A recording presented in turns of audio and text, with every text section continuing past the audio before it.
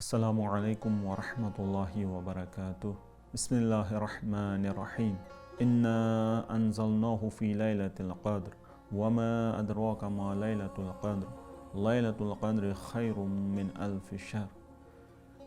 صدق اللہ العلی العظیم۔ ناظرین کرام، آپ سب کی خدمت میں عرض سلام پیش کرتے ہیں۔ امید ہے کہ یہ ایام جو مبارک ایام ہے، عظیم ایام ہے، بابرکت ایام ہے، رحمت و مغفرت اور نجات کے ایام ہے، ان سے ہم زیادہ سے زیادہ مستفید ہوئے ہوں گے، اور باقی ایام میں بھی اسی طرح ان بے انتہا جو نعمات اور برکات کے ایام ہیں ان سے بھی مستفید اور بہرہ مند ہو جائیں گے۔ آپ کی خدمت میں سورہ مبارکہ قدر کی کچھ آیات تلاوت کی جو شب قدر کی مناسبت سے بیان ہوئی۔ آپ بہتر جانتے ہیں کہ اس پورا قرآن، تمام آسمانی کتابیں جو ہے ماہ مبارک میں نازل ہوئی ہے، تو جو یہاں پر مجھے مختصر طور پر آپ کی خدمت میں بیان کرنا ہے شب قدر کے حوالے سے، شب قدر کسے کہتے ہیں، اس کا ہدف کیا ہے اور کیا حاصل کرنا چاہیے ان شب قدر کے ایام میں، یعنی 19، 21 اور 23 جو 3 شب قدریں کہی گئی ہے، ان میں کیا حاصل کرنا چاہیے۔ اگر قدر کا جو لفظ ہے ہم اس کا معنی دیکھیں مختصر طور پر، یہ مقدار اور جو ہے میزان، اور یا کہیں کہ کس حد تک، کس مقدار تک جو ہے ہم کوئی چیز اگر ناپ لے، کوئی چیز معین کر لے، مشخص کر لے، تو وہاں پر یہ قدر لفظ آتا ہے، یعنی معین کرنا، کسی چیز کی مقدار معین کرنا، حد معین کرنا۔ تو یہ جتنا ہو سکے ہم سے اس میں ہم تبدیلی لا سکتے ہیں۔ توفیقات زیادہ ہو سکتی ہیں، توفیقات کم بھی ہو سکتی ہیں، اپنے اعمال پر جو ہے اس کا انحصار ہے۔ دوسری طرف مرحلہ قضا ہے۔ مرحلہ قضا میں جب حتمی اور یقینی امر ہوتا ہے تو اس میں کوئی تبدیلی نہیں آتی ہے۔ بہرحال یہ بحث بیشتر ہم علم کلام، علم فلسفے میں مطرح کرتے ہیں، یہاں اس کی گنجائش نہیں ہے۔ صرف یہ عرض کروں، مثلا ہم جب صدقہ دیتے ہیں تو مثلا جسے حدیثوں میں ابھی آیا ہے، کہتے ہیں کہ فلاں نیک کام سے، فلاں اس صدقے سے آپ کی موت کچھ مہینے، کچھ ماہ، کچھ سال پیچھے چلی گئی۔ تو یہ کس مرحلے میں؟ یہ مرحلہ قدر میں ہے، مرحلہ قضا میں نہیں ہے۔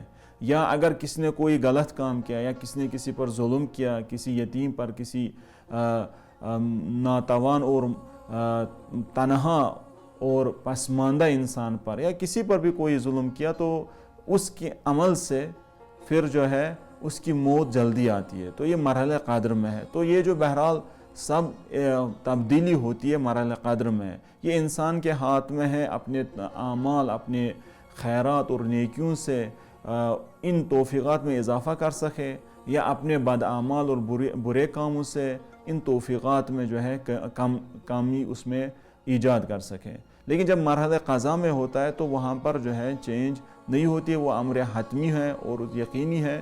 وہ بہرحال آپ جو ہے علم کلام میں بہتر سن سکتے ہیں یا پڑھ سکتے ہیں۔ تو یہاں پر جو شب قدر کے جو رات ہے، حالانکہ 19 ہے، 21 ہے یا 23 روایتوں میں تینوں کا ذکر ہوا ہے، زیادہ تاکید اگرچہ 23 والی شب قدر پہ ہے، لیکن جو مسئلہ ہے کیا کرنا ہے اس دن، اس رات کیا، وہی روایتی جو انداز ہے، روایتی انداز، یعنی آداب کچھ انجام دیتے ہیں یا ایک دوسرے کو کھلاتے ہیں، پلاتے ہیں، یہی ہدف ہے یا کچھ اور؟ شب قدر یہ عظیم رات ہے جو پورے سال میں خدا کے مہینے میں خدا ہمارے لیے فراہم کرتا ہے، یہ سفرہ، یہ دسترخوان، یہ موقع۔ اس رات کو ہم کیا حاصل، اس رات کو ہمیں کیا حاصل کرنا چاہیے، کس کے لیے ہم بیٹھیں، کس کے لیے دربار الہی میں ہم تواضع کے ساتھ، انکساری کے ساتھ، عاجزی کے ساتھ خدا سے مانگے، کیا مانگے؟ بہت سارے سوال یہاں پر پیش آتے ہیں۔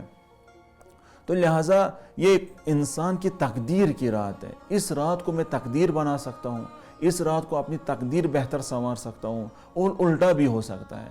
تو لہٰذا انسان آ جائے، جس طرح علماء کہتے ہیں، خاص کر امام خمینی علیہ رحمہ فرماتے ہیں، جس طرح انسان اپنی ماں کے بطن سے اس دنیا میں آتا ہے، اس کی ولادت ہوتی ہے، ہر شب قدر انسان کی ولادت ہوتی ہے، اور علماء کا، صالح انسان کی جو در واقع سال کی ابتدا ہوتی ہے وہ شب قدر کو ہی ہوتی ہے، نہ کہ انگریزی ڈیٹ کے مطابق 1 جنوری یا ایرانی فارسی کیلنڈر کے مطابق 1 نوروز یعنی 1 فروردین نوروز کے ایام، یا ہجری قمری کے مطابق جو ہے 1 محرم کو سال شروع ہوتا ہے، نہ ان کا سال جو ہے شب قدر کو ہی شروع ہوتا ہے۔